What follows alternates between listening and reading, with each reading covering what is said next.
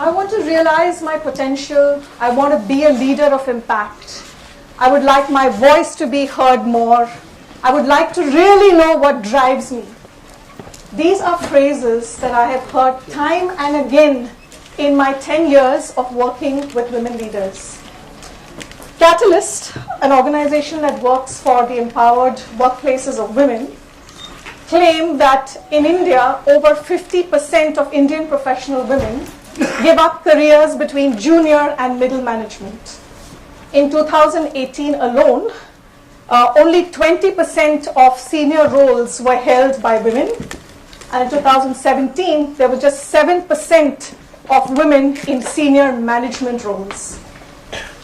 In my years of working under the diversity and inclusion banner or in the women leadership space, I have time and again met brilliant, talented women who seemed to be driving their careers with the brakes on. Yeah, they had wonderful aspirations, dreams, and yet they constantly expressed stuckness of various kinds. Stuckness at not being able to negotiate the compensation that they wanted. Stuckness at not being able to negotiate the roles and belong at the level of the hierarchy that they believed they deserved to be.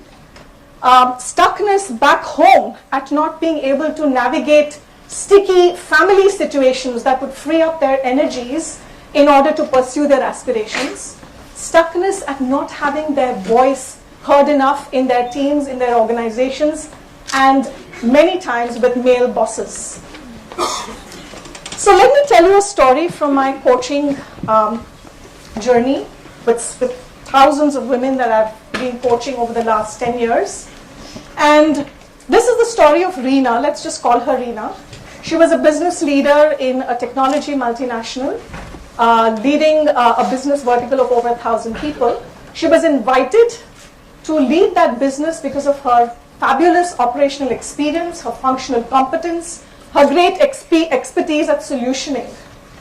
When I met Reena, it was clear to me that I was talking to a fairly shy and reticent leader. And she went on about the amazing crisis management and operational excellence that she was bringing into her organization. And more recently, there have been escalations in her organization to HR, senior management, around her brusque, aggressive behavior, around her lack of capacity to respectfully provide feedback. And in that context of our coaching conversation, there were many questions that were raised between the two of us. So I was curious how Reena was going to repair and build trust back with her team where she had rubbed people the wrong way. I was curious about how Reena was going to build relationships with her first level of very brilliant and talented people whom she led. I was keen to know what was her thinking and plan around managing a team in another geography who had probably heard enough from the grapevine about her leadership style. I was curious about how she was going to be the go-to leader, the inspirational leader in her vertical for levels 2, 3, and even below. Reena had no answers, and possibly that was the space that we had to begin exploring in coaching. The iceberg model is probably familiar to many of us who work in the transformational space. You know, the top of the iceberg looks really tiny, and we can mistake that that is the size of the iceberg. But we forget that there is a really large portion that's underneath the water, and it is that portion that provides momentum, pace, and direction to an iceberg. As human beings, we are no different. Yeah, our observable behaviors are right at the top. And underneath that are our deepest inner motivations, that which drives us, the knowledge of what really we deeply care about personally and professionally. Underneath that also lies our belief systems shaped by family, culture, our early years of work experience working as young people. And there are also the values that we manifest every day in our life. So there are several of these things. Yeah, and these, just like the lower part of the iceberg, are also the momentum, steam, and direction to all that is above yeah, which is our actions and our behaviors. So if I have to apply this to Reena, then Reena shared that she was brought up in a simple middle-class family who she also said were very God-fearing. And they encouraged her to be good at her game, top of her game, a brilliant student, a focused person. And that's what she did through school, through college, through engineering, through her early work experience in a different country. Her operational excellence, her task-orientedness, which was a strength for years, was now a barrier because she did not have the skills and the competencies to lead her team through powerful conversations, through giving good functional development feedback. She had no capacity for relationship. Most of them saw her as distant, robotic. And her great expertise at solutioning, to just zero in on something with her brilliant eye for detail and come up with solutions, was a strength, continued to be, but was now a barrier because that she would constantly do that and lose the opportunity to be coaching and building the capacity of multiple levels in her organization. And so we really needed to do what I call a deep dive, a radical self-inquiry into the being of Reena. Who was she as a leader? And that's the dive that we needed to do into the lower part of the iceberg. And that was the work that we needed to do together in our coaching. And this radical self-awareness and self-inquiry that I talk about is very significant because, as I say in my book, the self of the leader is where we lead from. And we have all been shaped. And the self of the leader includes all, just not the top of the iceberg, but even all that is beneath it. And the shape that we have had from our early experiences is something that we rarely look into. We rarely look at who is this being that is the leader. Yeah, and some of these shapes are diffidence, lack of confidence, fear. Sometimes it's arrogance. Sometimes it's a lack of capacity to meet another eye to eye. Sometimes it's holding an attitude of I'm okay, you're not. And we see all of this, in different forms in leaders. And we forget to look at who is this being of the leader, and that is often where I am leading from. And I notice that, especially with women leaders and my work with them, there are several inner barriers that have been created through culture, through family, through social norms, through our ideas about gender. And all of this unconsciously is sitting inside, and the way it shows up with a lot of women leaders is by the loss of power. And it is a very unconscious process. I was very aware that as a psychotherapist and a leadership coach, providing a map that shows women leaders the influences that have shaped them has been very powerful. I also realized that providing them a few tools really builds rocket energy in their careers. And that's really what shaped increasingly my thinking as well as what I write about in the book. So Step Up is about the human experience, but I have used a gender lens to the human experience because I am writing about women leaders and developing women leadership. So there are 4 core aspects that I speak about in the human experience. The first is that we all live in language. We all live in narratives. So language can be used to describe this chair, this auditorium, the podium, etc. But language is also inner chatter, yeah, and stories and narratives that we keep telling ourselves all the time. And some of these stories that we say about ourselves, others, about teams, about organizations, about what the world is, these stories can be very, very limiting, or they can be powerful stories that open up and expand our possibilities. The third human experience is that we all live with emotions and moods. Some of us live with resignation, fed upness, hopelessness. Some of us live with ambition, curiosity, clarity, Yeah, the need to be open to others. So these are moods. Some of us live with fears, self-doubts, anxieties. Some of us have a difficult relationship with anger. But the reality of a human experience is that emotions and moods are not something separate. It is very, very connected with our thinking and also very, very connected with our problem solving. And the fourth dimension is that we all live in a body. Yeah, our body experiences, our experiences from our early years do not reside just in the brain that's inside our skull. They reside in our entire body. Yeah, and not so many of us know that.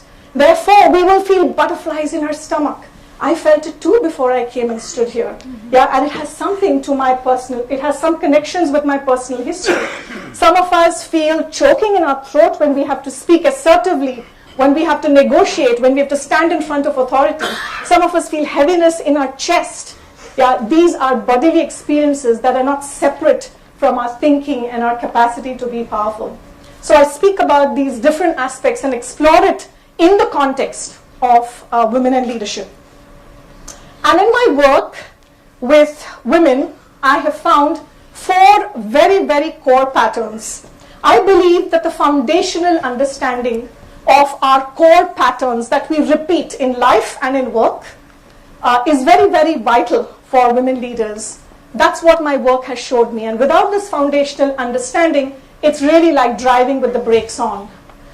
The 4 patterns that I have seen time and again emerge is the first is, I say, the need to be pleasing.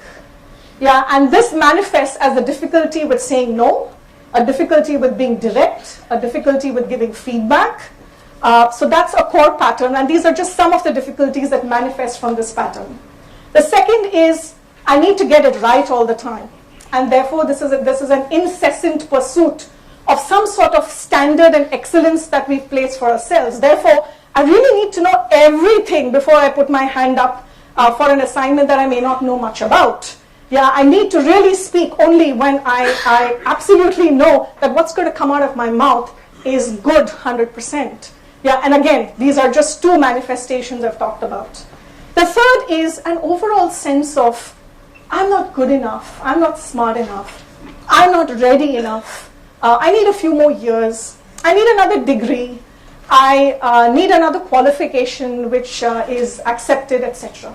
Manifestations of a not good enoughness. And the last pattern which has emerged is, I just call it I can't.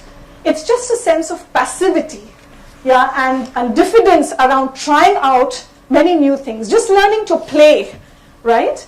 And also the capacity to really believe in our agency, to design the life and the work that we want. And I find there is a loss of this agency in many women. And these are 4 core patterns that I speak about. So these could be seen as the red signals of our life. They're saying stop, you can't move forward. But luckily for us, I think there are equally good and powerful green practices, which are like the green signals of our life. Yeah, they're saying, go ahead, yeah, the path is clear, move. And these green practices I talk about in the book, which can, which all of us can begin to integrate and build in our leadership style. The other aspect that I speak about is the path to identity, power, and success, and I speak about the 5-finger solution. I will not go into all of it, but I can tell you that in my work, I have seen women leaders deliver and move fabulous stuff using the 5-finger solution, beginning to examine their assumptions and assessments and the inner chatter and the language about themselves, about situations, about success. Leaders who made powerful, bold, courageous requests to their teams, to their organizations for all kinds of different opportunities that they wanted to play with. Leaders who made not just offers, but very valuable offers to the communities that they serve, to the teams, and to their organizations, whereby people were looking back at them and saying, wow, how did she understand that's what we needed, because we never said it. Yeah, and that's really about making valuable offers by really sensing and listening into what is required, whether it's by a stakeholder or a client. And I saw leaders collaborating powerfully holding big promises and commitments for their teams and organizations and delivering on them. And I saw several women leaders using this format to do the deep radical self-inquiry I'm talking about in order to understand who was that being that they were leading, who the leader was. And they were able to talk about their style, their beliefs, their values, what was okay, what was not, what they wanted to deliver, and have witnesses for this and do this powerfully. And lastly, I am a great proponent of mind-body practices, or what I call in the book presence practices. Yeah, we have sometimes emphasized a lot just the mind, and we heard Samir beautifully say in his talk, yeah, you have a body and you have great wisdom in this body. And so I find mind-body practices can be really, really powerful in developing our presence, and as leaders we need our presence to listen to the inner broadcast that's going on inside. And then we need to listen to the environment, and the toggling between the inner and the outer is what leads to brilliant sensing, innovation, fabulous listening to the unsaid, fabulous capacity to speak, to be in powerful, critical conversations. This is all, I believe, a very important aspect that presence has everything to do about. And so I talk about presence practices, and I really invite each of you to begin looking at some small way of integrating mind-body practices into your daily life, whatever be the stage of leadership you are in.